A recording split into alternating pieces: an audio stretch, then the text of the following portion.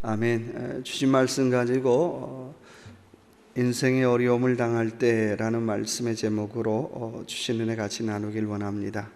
오늘 주신 말씀은 예루살렘이 바벨론으로부터 1차 포위 공격을 당하는 상황 속에서 다시 왕이 된 요시야의 막내 아들인 시드기야, 또 그 시드기야 때에 예언을 했던 예레미야를 통해서 주시는 말씀입니다.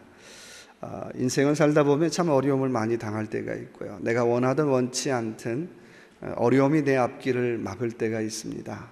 그때 우리가 할 수 있는 일이 있다면 1절 한번 같이 읽어보겠습니다. 요시야의 아들 시드기야가 여호야김의 아들 고니야를 대신하여 왕이 되었으니 이는 바벨론 왕 느부갓네살이 그로 유다 땅의 왕을 삼았음이었더라. 첫째는 끝까지 순종의 역사를 쓰라고 하는 것입니다. 오늘 시드기야는 누구죠? 시드기야는 남유다의 마지막이고요. 또 어찌 본다면 남북 이스라엘을 통틀어서 마지막 왕입니다. 그래서 끝까지 살아남아서 결국은 바벨론의 두 눈이 다 뽑혀서 포로로 잡혀가는 그런 신세가 됩니다. 그가 마지막이었던 것처럼 어찌 본다면 이스라엘이 하나님을 향한 역사도 마지막까지 뭐라는 겁니까? 불순종이라고 하는 거죠. 그래서 끝까지 불순종으로 응답했던 이스라엘의 모습을 엿볼 수가 있습니다. 그래서 인생의 어려움을 당할 때 첫 번째 우리가 할 수 있는 일이 있다면 끝까지 순종의 역사를 멈추지 말라고 하는 것입니다. 내가 상황 때문에 그랬습니다. 형편 때문에 그랬습니다. 나는 이해하고 우리는 다 받아주지만 과연 그게 하나님 앞에도 통할지, 또 하나님 앞에도 그게 변명이 될지 한번 깊이 한번 되돌아보아야 할 것이고요. 두 번째는 3절 볼까요?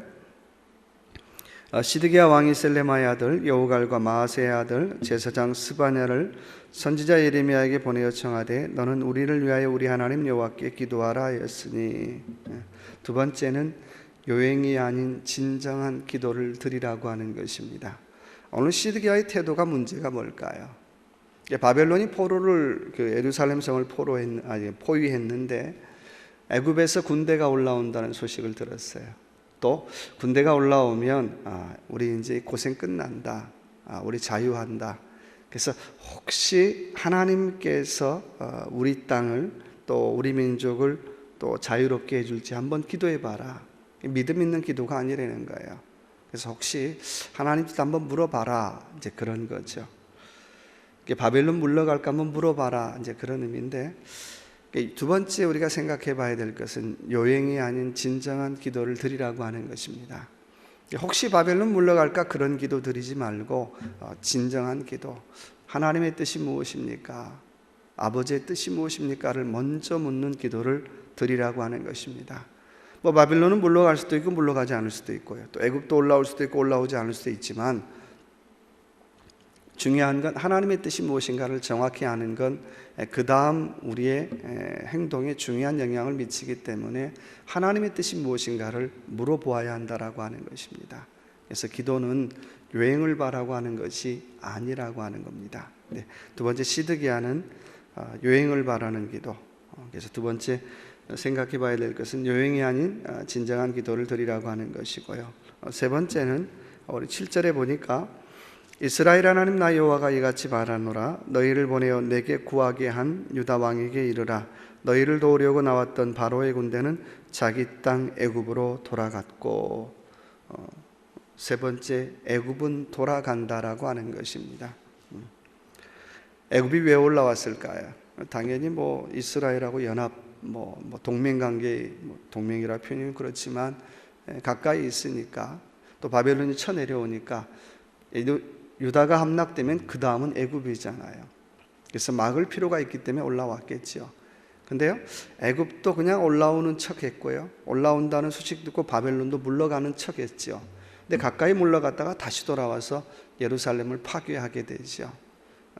애굽이 올라왔다는 소식 듣고 거봐라, 우리 해방됐지 않냐, 우리 자유롭게 됐잖아, 우리 자유한다고 했잖아. 또 수많은 사람들이 걱정 없습니다, 우리는 애굽이 있습니다, 그랬다라고 하는 것입니다. 근데 그렇게 믿었던 애굽이 돌아가더라고 하는 것입니다. 저와 여러분이 의지하는 게 하나님 아닌 것, 아무리 좋아도 그것이 하나님 아닌 것이라면 다시 돌아가게 되어 있다라고 하는 겁니다. 마치 올라올 때는 거봐라, 내가 기도한 대로 됐잖아, 거봐라, 문제 없다고 했잖아, 하지만 다시 돌아가더라고 하는 것입니다. 저와 여러분이 의지하는 것이 영적 애굽이라면 그 애굽은 돌아갈 수밖에 없어요. 그게 사람이든 환경이든 형편이든 조건이든 다시 돌아갈 수밖에 없다라고 하는 것입니다. 그래서 애굽은 영원하지 않다라고 하는 거예요. 그래서 세 번째, 애굽은 돌아간다라고 하는 것이고요.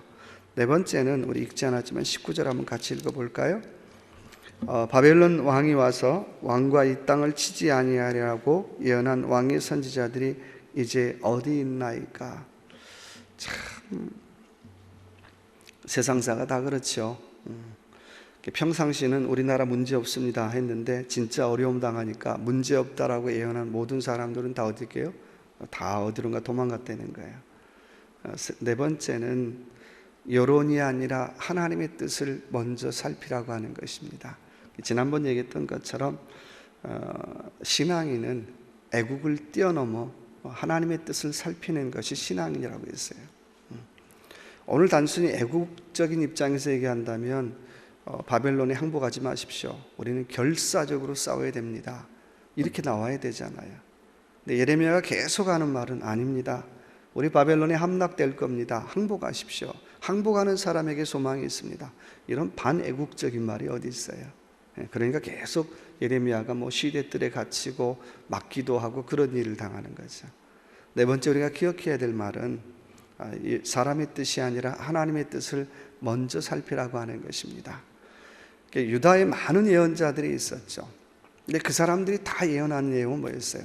예레미야 빼고는 다 사람들이 듣기 좋아하는 소리, 우리나라 문제 없습니다, 망하지 않을 겁니다, 바벨론 정도는 우리가 막을 수 있습니다, 또 애굽이 올라옵니다, 걱정 없습니다, 그렇게 예언했다는 거예요. 물론 사람에게 듣기 좋은 소리 할 수 있겠지만 그것이 예언이 돼서는 곤란하다라고 하는 것입니다. 우리가 인생을 살면서 여론 굉장히 중요하죠. 여론의 동향이 어떤가, 여론의 추이가 어떤가. 근데 더 중요한 것이 있다면 하나님의 뜻이 무엇인가를 묻는 우리가 돼야 한다라고 하는 것입니다. 그래서 자꾸 사람들이 듣기 좋아하는 소리, 사람들이 원하는 소리 하다 보면 어때요? 결국은 다른 예언을 하게 돼요. 3000% 빠지죠. 정작 어려울 때는 다 도망가게 되더라고 하는 것입니다. 그래서 우리 인생에 피할 수 없는 고난이 있다면, 또 고난당할 때 그 앞에서 끝까지 우리가 순종의 역사를 쓰고 요행이 아니라 진정한 기도를 드리고 내가 의지했던 애굽은 다시 돌아간다는 사실을 우리가 기억하면서 사람의 뜻이 아니라 하나님의 뜻을 먼저 살필 수 있는 저와 여러분의 귀한 하루의 삶이 되시길 주님의 이름으로 축원합니다.